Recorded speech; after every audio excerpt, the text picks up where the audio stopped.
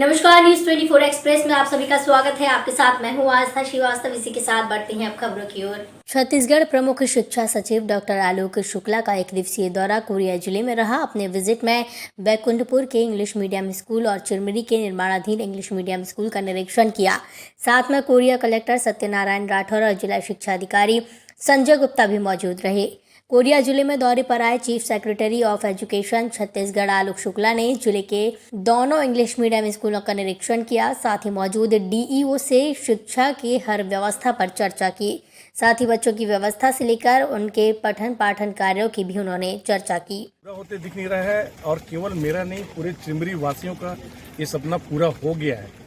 और आज माननीय सेक्रेटरी एजुकेशन आलोक शुक्ला जी का आगमन यहाँ हुआ था और उन्होंने इसे देख के बोला है कि ये पूरे छत्तीसगढ़ का सबसे मॉडल इंग्लिश मीडियम स्कूल रहेगा।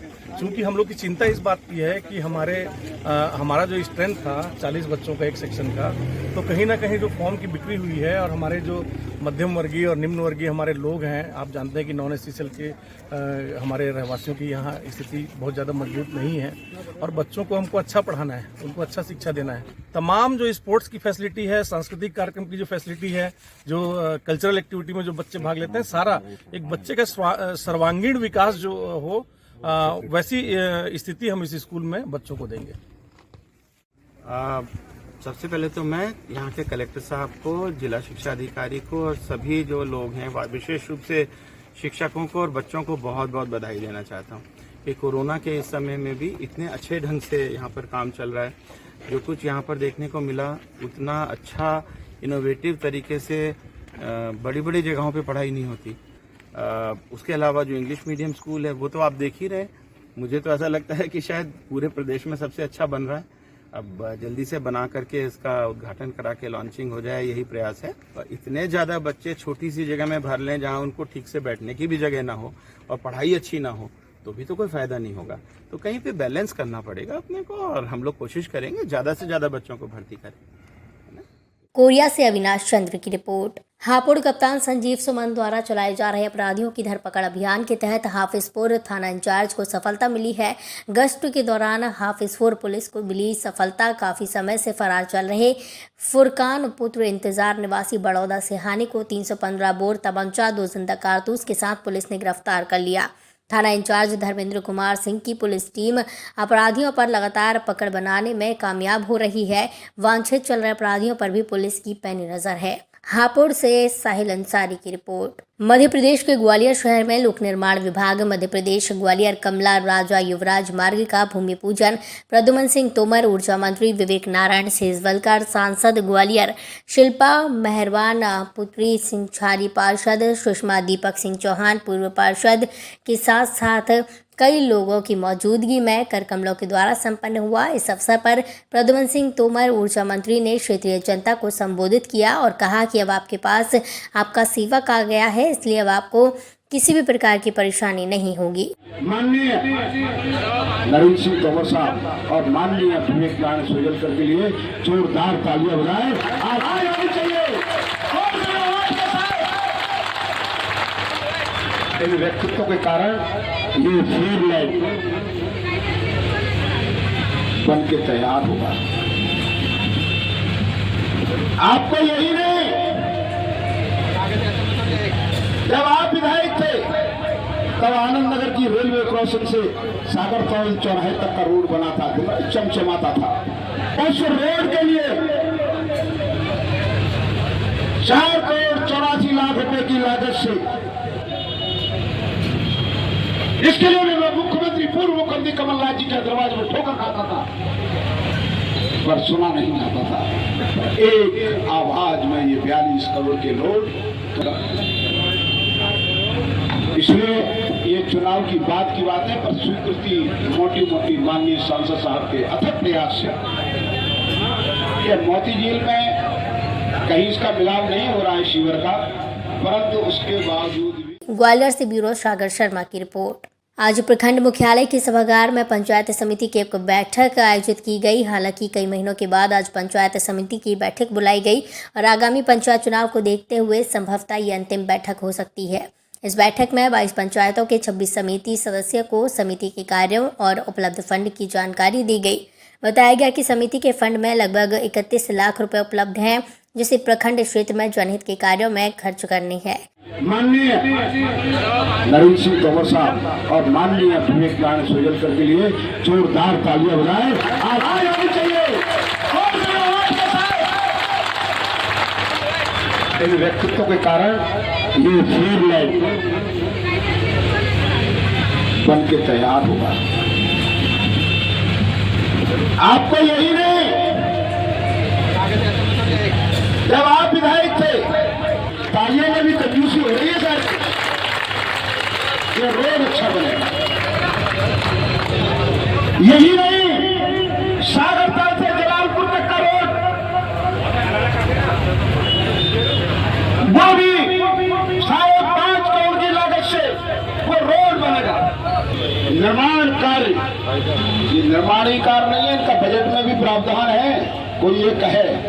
और इस सेवक ने जो कहते हैं ना लोग, तो विकास इसके लिए विकास, जिससे मेरे लोगों को गड्ढे में नहीं चलना पड़े, सड़क पे चले, इसके लिए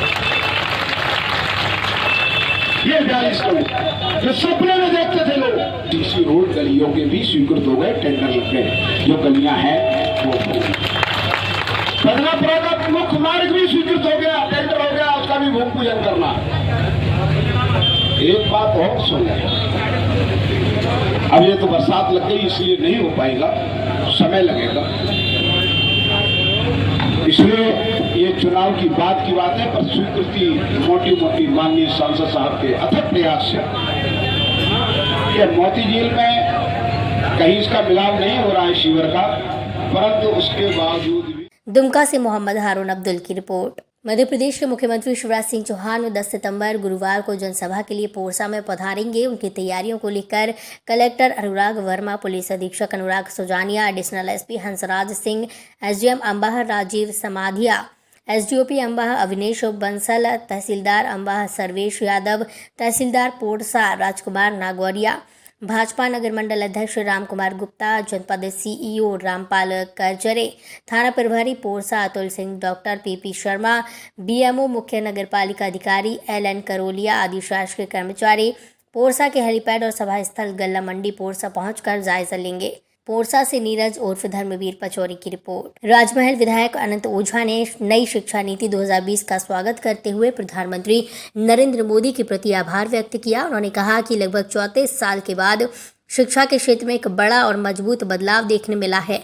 झारखंड के मुख्यमंत्री हेमंत सोरेन के नई शिक्षा नीति के विरोध वाले बयान पर प्रदेश भाजपा निर्णयानुसार विधायक अनंत ओझा ने कहा है कि मुख्यमंत्री हेमंत सोरेन का बयान संघीय व्यवस्था पर आघात है। झारखंड जैसे राज्य के लिए नई शिक्षा नीति वरदान है। विगत दिनों देश के यशस्वी प्रधानमंत्री नरेंद्र भाई मोदी जी की सरकार ने विगत 34 वर्षों से लगातार देश के शिक्षाविदों की मांग पर नई शिक्षा नीति 2020 देश को समर्पित किया है।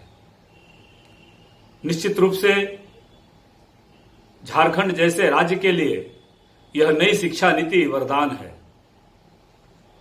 आप सबों के माध्यम से अपने यशस्वी प्रधानमंत्री नरेंद्र भाई मोदी जी और भारत सरकार के शिक्षा मंत्री रमेश पोखरियाल निशंक जी को हम सब झारखंड की ओर से झारखंड के ऐसे लाखों छात्र, लाखों आदिवासी, पिछड़े, दलित, निश्चित रूप से ये लंबे समय से इस शिक्षा नीति की मांग थी और इस मांग को नरेंद्र भाई मोदी जी की सरकार ने पूरा किया है। हम अपने यशस्वी प्रधानमंत्री नरेंद्र भाई मोदी जी को साधुवाद देते हैं जो उन्होंने देश को समर्पित किया है। देश को नई शिक्षा नीति मिली है, इसका देश के शिक्षाविदों ने खुले मन से प्रशंसा किया है। इसलिए आइए और इस शिक्षा नीति को निश्चित रूप से हम सब स्वागत करें। साहेबगंज से धनंजय हलदार की रिपोर्ट। भारतीय जनता पार्टी के कार्यकर्ताओं ने मुख्यमंत्री अशोक गहलोत के नाम उपखंड अधिकारी को जिला कलेक्टर परिसर में ज्ञापन दिया। विधायक अवस्थी ने कांग्रेस पर तीर साधते हुए कहा कि विधानसभा चुनाव में जो किसानों से कर्ज माफी का वादा किया था उसको लेकर गहलोत सरकार द्वारा वादा खिलाफी की गई। जिस कारण किसान काफी चिंतित है। कांग्रेस सरकार ने पेट्रोल और डीजल पर वैट बढ़ाकर आम जनता को खून के आंसू रुलाया।